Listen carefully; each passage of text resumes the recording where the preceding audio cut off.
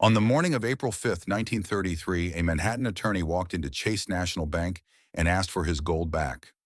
He had deposited it there himself. It was his. He had the receipts. Chase refused. The government indicted him. His gold was never returned. You will hear the full story in a moment. But hold that image. A man who thought his property was safe inside the most trusted institution he knew, discovering in a single morning that it was not. Now, 90 years later, a new asset exists that its advocates say the government cannot do that to, cannot confiscate, cannot freeze, cannot touch. They call it Bitcoin. This channel does not trade in promises, it trades in the forensic record. So today we're going to apply the same test to both assets. The test that four monetary collapses have taught us to ask. Not which one is better, not which one will make you richer, but which one actually protects you when the system turns against you. Before we go further, nothing in this video is financial advice. This channel examines the historical record. What you do with that record is your decision. Do your own research. Consult a qualified advisor before making any investment. We are historians here, not brokers. The test from four monetary collapses, the Roman debasement, Spain's silver flood, the 1970s dollar crisis, and the American gold confiscation of 1933. We can extract 5 criteria that every serious store of value must pass. Not theoretical tests, but historical ones. Test 1. Does it survive government confiscation? Test 2. Does it survive the collapse of the institutions that support it? Test 3. Does it maintain purchasing power across decades, not months, decades? Test 4. Does it function without trust in a counterparty? Test 5. Can it be held privately outside the financial system entirely? We're going to run both assets through all 5 tests today, and I'm going to give you the evidence. Not cheerleading, the evidence. Test 1. Confiscation. On April 5th, 1933, Franklin Roosevelt signed Executive Order 6102. You already know this story if you watched the gold confiscation video, but let me give you the part most people skip. A Manhattan attorney named Frederick Barber Campbell had deposited 27 bars of gold bullion at Chase National Bank. When the executive order hit, he went back to Chase and asked for his gold. They refused. He sued. The government indicted him the next day after an 18-minute grand jury session. 18 minutes to indict a Harvard Law graduate for the crime of wanting his own property back. The lead prosecutor was a young assistant U.S. attorney named Thomas Dewey, who would later run for president twice. Campbell's gold was never returned. That is what confiscation looks like when the government targets gold held inside the financial system. Now, the critical question the audience at home is already asking: what about the gold that was not in the bank? Milton Friedman and Anna Schwartz estimated in A Monetary History of the United States, which is not a gold dealer's brochure, it is the most rigorous monetary history ever written, that only about 1 in 4 Americans who own gold actually surrendered it. 1 in 4. The other 3 did nothing. No door-to-door searches followed, no home raids. The government got the gold it could see. The gold it could not see stayed exactly where it was. That is the first forensic lesson of 1933. Not that gold can be confiscated, but that it can only be confiscated when it's visible to the system. Now let's run Bitcoin through the same test. The United States government has seized enormous quantities of Bitcoin. The Silk Road, the Bitfinex hack, James Zhong, who hid a fortune in a popcorn tin under a bathroom floor in Georgia. In every single case, they got the coins not by breaking the encryption, but because someone left the keys on a cloud drive, had an open laptop, or because the money trail led directly to an exchange where identity was already on file. The encryption has not been broken. The humans holding the keys made mistakes, but there is a crucial difference between gold and Bitcoin on this test, and it matters enormously. When the U.S. government wanted to find Frederick Campbell's gold, it needed to raid Chase National Bank, a physical location, a known institution. When a government wants to restrict Bitcoin, it does not need to find anything. It can simply cut off the exchanges, the payment processors, the places where Bitcoin meets the ordinary economy. It cannot seize your Bitcoin if you hold the private keys yourself. That is technically true, but it can make your Bitcoin difficult or impossible to convert into anything you can spend. There is a phrase in the Bitcoin community that captures this exactly. Not your keys, not your coins. Self-custody. Bitcoin held on a hardware wallet with private keys known only to you has never been cryptographically seized. Gold held in a bank. Visible, confiscatable. Gold buried in a backyard. Invisible, left alone. Bitcoin on an exchange. Visible, confiscatable. Bitcoin in self-custody with a memorized key. Invisible, left alone. The mechanism is identical. The instrument is different. Both assets pass test 1 with the same condition attached. The asset the government can see is the asset the government can reach. Both or neither, depending entirely on what you do with them. Test 2, institutional collapse. Constantine established the Roman solidus in the early 4th century. The Western Roman Empire collapsed 150 years later. The solidus kept circulating for nearly 1,000 years after that. Arab traders called it the dinar. The Venetians copied it as the ducat. The coin changed names. The gold inside it did not. Physical gold requires no institution to function, no government, no exchange, no internet, no electricity. It is the one asset that has never in recorded history gone to zero. Not once, not anywhere. Bitcoin was born from institutional collapse. Satoshi Nakamoto released the Bitcoin white paper in the autumn of 2008, 6 weeks after Lehman Brothers filed for bankruptcy. The Genesis block, the first block ever mined, was embedded with a newspaper headline, "Chancellor on brink of second bailout for banks." Bitcoin was designed as an answer to exactly the kind of institutional failure this channel documents. But here is the question the forensic record forces us to ask. Has it actually survived institutional collapse, or has it merely survived so far? The honest answer requires looking at what actually happened to the institutions built around it. In February of 2014, Mt. Gox, which at its peak processed the majority of all global Bitcoin transactions, halted withdrawals and filed for bankruptcy. The Bitcoin of over 100,000 creditors was gone. A London developer named Colin Burgess had his savings locked inside. He flew to Tokyo, stood in the snow outside the exchange's Shibuya office, and held up a cardboard sign that read, "MT Gox, where is our money?" He protested for a week until Japanese police shut it down.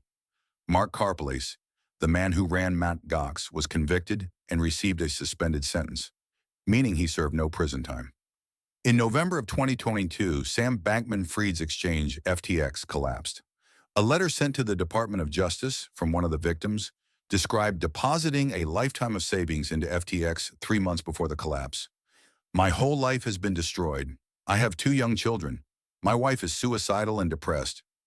Bankman-Fried was eventually sentenced to 25 years in prison. Here is what the forensic record actually shows. The Bitcoin protocol has never been hacked, not once. The mathematics underlying it remain intact. Every catastrophic failure in Bitcoin's history has been a failure of the human institutions built around it, not the asset itself. Mt. Gox was a badly run exchange. FTX was, according to John J. Ray III, the man who handled the Enron bankruptcy, a complete failure of corporate controls run by people who had no idea what they were doing with other people's money. The same distinction that runs through every script this channel has produced applies here. Bitcoin on an exchange is paper gold, subject to the fraud and failure of the institution holding it. Bitcoin in self-custody is buried gold, dependent only on you. Gold passes test 2 unconditionally.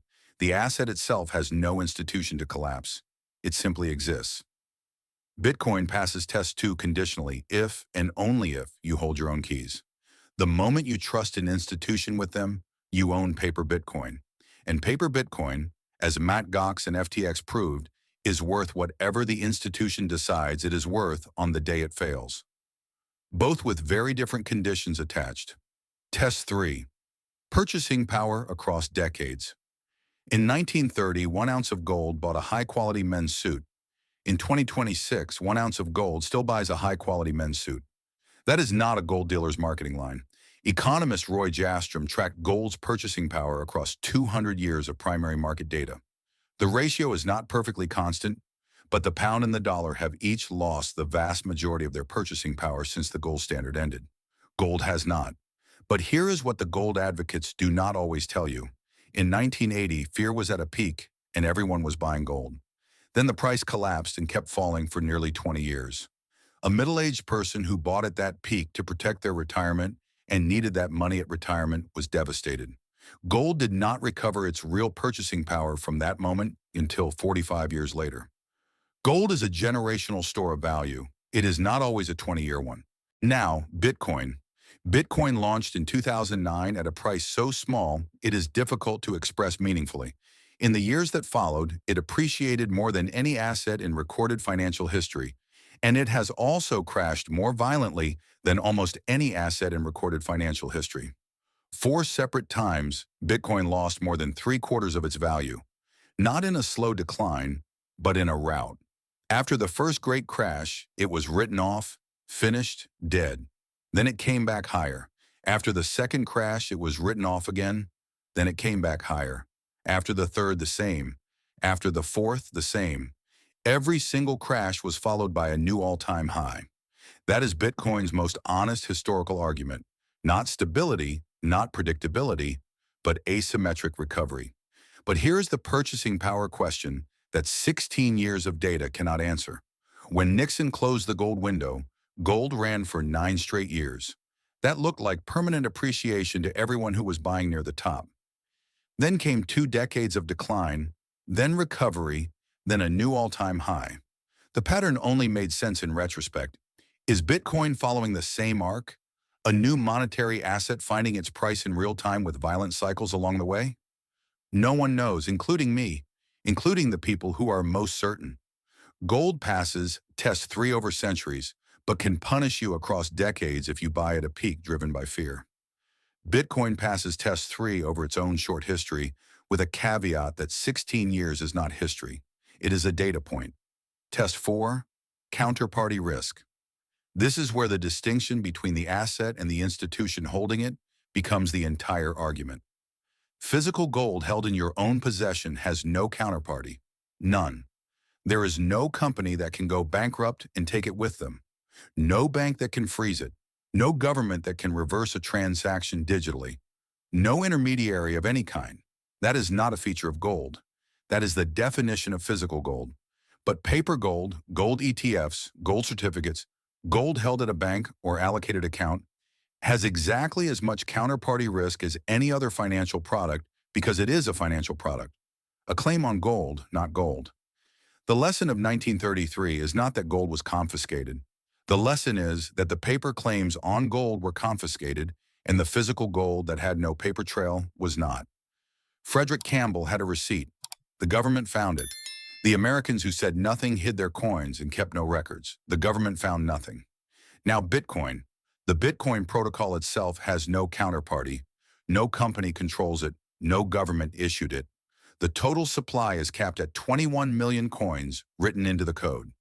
That number cannot be changed without the coordinated agreement of the majority of the entire global network, which has resisted every attempt to do so. The protocol has been running without interruption for 16 years, without a single successful breach.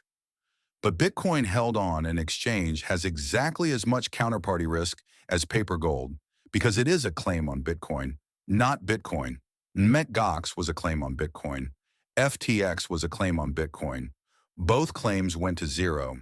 There is a second risk that is unique to Bitcoin with no precise gold equivalent. If you hold your own keys, meaning you are your own bank and you lose the private key, the Bitcoin is gone permanently, irrecoverably, forever. There is no vault manager to call, no recovery service, no central authority who can override the encryption. A significant share of all Bitcoin that has ever existed is believed to be permanently locked behind lost passwords and forgotten keys, sealed behind mathematics no one can break, that no one will ever spend. There is a programmer named Stefan Thomas who was paid in Bitcoin in 2011 for creating an animated explanation of what Bitcoin was. He stored the private keys on an encrypted USB drive. He wrote the password on a piece of paper. He lost the paper. The drive allows only 10 password attempts before permanently encrypting its contents. He has used 8. 2 guesses remain. At Bitcoin's peak, that locked drive contained a fortune large enough to change every aspect of his life. He has not yet tried the remaining 2 guesses. He cannot bring himself to. That is a risk with no historical equivalent in gold. The paper burns. The vault floods, but the gold remains. Both assets pass test 4 if and only if you hold the asset in direct self-custody. Both fail the moment an institution becomes involved. Gold fails with a custodian. Bitcoin fails with a custodian or a lost key. Test 5, outside the system. Test 4 was about the people who hold your asset. Test 5 is about the environment that lets you use it. Gold has been recognized as valuable in every human civilization in recorded history. Without exception, there is no documented case of a society that encountered gold and did not understand what it was worth. Gold does not require electricity. It does not require internet. It does not require a counterparty who understands cryptography or owns a compatible device. A merchant in 17th century Seville and a trader in ancient Mesopotamia held the same thing in their hands and understood its weight without explanation. Bitcoin cannot function without one thing that gold has never needed: permission. Not from a custodian, we covered that, but from the legal and regulatory environment that determines whether Bitcoin can be converted into anything spendable, whether the banks that connect it to the dollar economy are allowed to operate, whether the government of the day decides the infrastructure around it stays open or gets quietly closed. Gold has been accepted as payment in every civilization in recorded history. No government permission required, no app, no exchange, no bank account. A coin is a coin. Its weight speaks for itself. Bitcoin requires an environment where transacting in it is legal, where the infrastructure to use it remains open, and where someone on the other side can receive it without risk to themselves. That last condition is the one the U.S. government can control without touching a single coin. In 2023, federal regulators launched what the crypto industry called Operation Choke Point 2.0. Banking regulators sent informal guidance to banks discouraging them from serving crypto businesses. Signature Bank, one of the primary banks serving the crypto industry, was seized by regulators. Silvergate, the other major crypto-friendly bank, collapsed the same week. Overnight, the on-ramps and off-ramps that connected Bitcoin to the dollar economy were gone. Bitcoin holders still had their coins. They simply had no straightforward way to convert them into anything they could use to pay a mortgage, buy groceries, or meet a margin call. The coins were not seized. The keys were not taken. The encryption was not broken. The plumbing was removed. That is Bitcoin's real vulnerability for an American holding serious wealth. Not a power outage, not a foreign government. The same government that signed Executive Order 6102 in 1933 can today make Bitcoin functionally unusable without confiscating a single coin by simply deciding which banks are allowed to service which industries. And here is the complication that forces intellectual honesty. In 1933, Americans who wanted to move gold across a border faced something very specific: weight. A meaningful amount of wealth in gold is heavy. It is detectable. Customs agents know what a man carrying serious money in gold looks like because gold is physical and physics does not negotiate. Bitcoin's answer to that problem is real. A person who has memorized 12 words can walk through any airport in the world, through any customs inspection, past any scanner, carrying no physical object whatsoever, and on the other side reconstruct their entire fortune from memory alone. No customs agent has ever seized memorized words. Gold passes test 5 for storage. It works in any scenario, in any country, with any counterparty, 5,000 years of evidence. But gold fails test 5 for movement.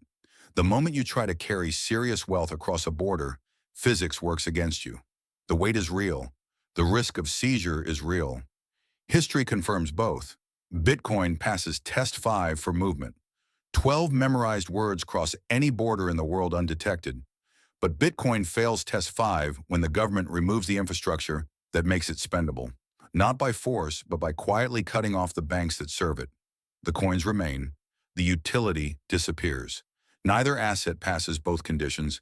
Each passes the one, the other fails. The question is not which one passes.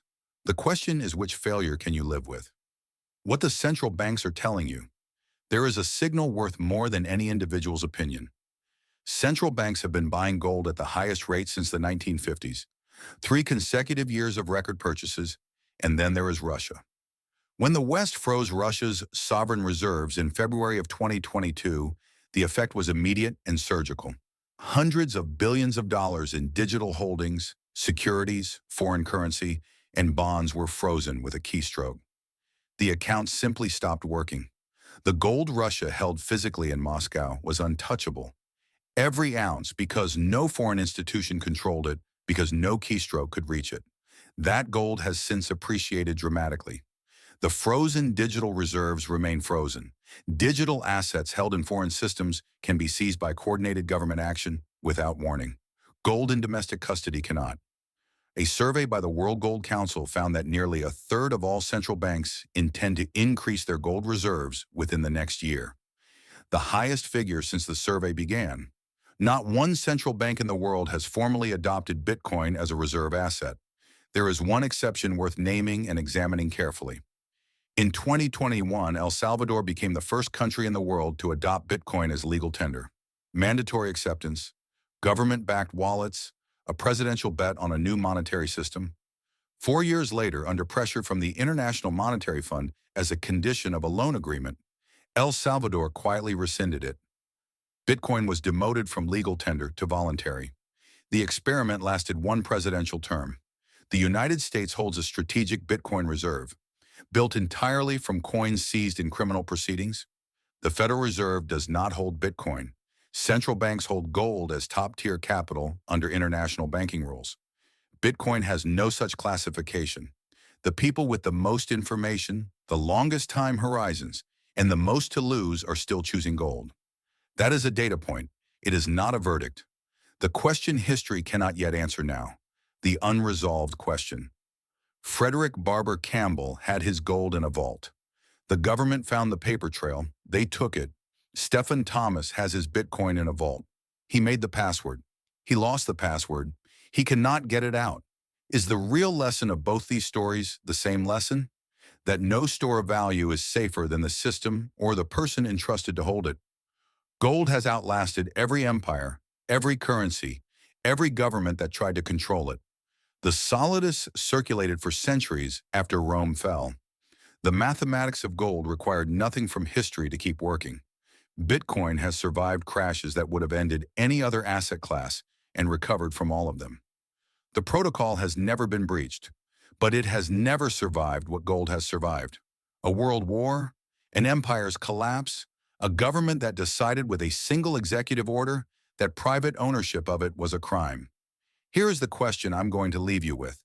The government of 1933 could take your gold if it was visible. It could not touch what it could not see. The government of 2026 cannot break Bitcoin's encryption, but it can quietly remove the infrastructure that makes Bitcoin spendable, and it has already demonstrated it is willing to do exactly that. Both assets have a version of the same vulnerability: visibility for gold, permission for Bitcoin. The question every person watching this has to answer for themselves is not which asset is safer in the abstract. It is which threat they believe is more likely in their lifetime. A government that comes for what it can see and weigh, or a government that quietly pressures banks to stop serving an entire industry, leaving the asset intact but impossible to spend. History has produced both. It has not told us which one comes next. That is the question. Thank you for watching. If this analysis changed how you view the safety of your assets, please subscribe and like the channel.